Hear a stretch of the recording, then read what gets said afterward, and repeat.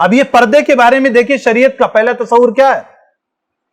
پہلا تصور یہ ہے کہ آپ گھروں میں آئے جائیں تو گھروں میں آنے جانے کے جو آداب ہیں، جو اصول ہیں، ان کی رعایت کریں۔ ابتدا یہیں سے ہوگی۔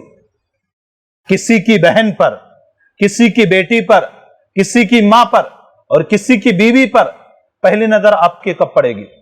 جب آپ استئذان یا اجازت طلب کرنے کے جو آداب ہیں ان کی رعایت نہیں کریں گے۔ پھر اس کے بعد اللہ نے فرمایا قُلْ لِلْمُؤْمِنِينَ يَغُضُّوا مِنْ أَبْصَارِهِمْ وَيَحْفَظُوا فُرُوجَهُمْ۔ پہلے مومن مردوں کو خطاب کیا، اے نبی آپ کہہ دیجئے مومن مردوں کو کہ اپنی نگاہوں کو نیچی رکھیں اور اپنی شرمگاہوں کی حفاظت کریں۔ یہ کہنا تو بہت آسان ہے، نگاہ کو نیچی رکھنا، ایک جملہ کہہ دینا نگاہ۔ آپ دیکھیے اکثر بیماریوں کی جڑ کیا ہے؟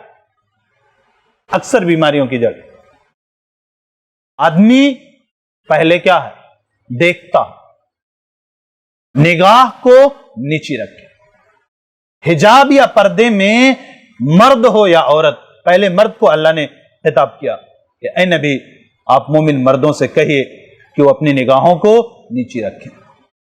ذالک ازکی لہم، یہ ان کے لیے زیادہ پاکیزہ ہے۔ ان اللہ خبیر بما یصنعون، جو کچھ تم کر رہے ہو نا اللہ اس سے باخبر ہے۔ اسی لیے حدیث میں نظر فجاء معاف، کسی اجنبی عورت پر آپ کی نظر پڑ جائے اور نظر آپ پھیر لیں، یہ معاف ہے۔ علی سے آپ نے فرمایا یا علی لا تتبع النظرۃ النظرۃ، نظر نظر کا پیچھا نہ کرے، یا تم نظر سے نظر کا پیچھا نہ کرو۔ پہلی نظر جو بغیر قصد کے پڑ جائے وہ معاف ہے، لیکن بار بار اگر پڑ رہی ہے تو اس کا مطلب یہ نظر فجاء نہیں ہے۔ یہ نظر کیا اچانک نہیں پڑ رہی، یہ تو بالقصد پڑ رہی ہے، بالارادہ پڑ رہی ہے، اور یہ معاف نہیں۔ آپ واضح مجسم شکل میں دیکھیں کسی اجنبی عورت کو، یہ بھی گناہ اور وہ بھی گناہ کہ آپ تصویریں وغیرہ دیکھیں۔ اس وقت سب سے بڑی بلا یہی ہے، سب سے بڑی بلا یہی ہے۔ یہ جو سوشل سائٹس یا ذرائع ہیں، یہ اپنی جو نیو جنریشن ہے 11 سے لے کے 2-3 تک کیا کرتی ہے؟ یہ کیا کرتی ہے؟ پہلے تو یہ تھا کہ ماں باپ کی موجودگی میں کسی اجنبی عورت سے بات چیت کرنا ناممکن تھا۔ اب تو ایسا ہے کہ ماں باپ کے بغل میں بیٹھتے ہوئے بھی آدمی اجنبی عورتوں سے تصویر کا لین دین کرتا رہتا ہے، گفتگو کرتا رہتا ہے، یعنی خلوت کی جو شکل ہے وہ ماں باپ کے بغل میں بیٹھے ہوئے بھی ممکن ہو جا رہا ہے، بچے ہوں یا بچیاں۔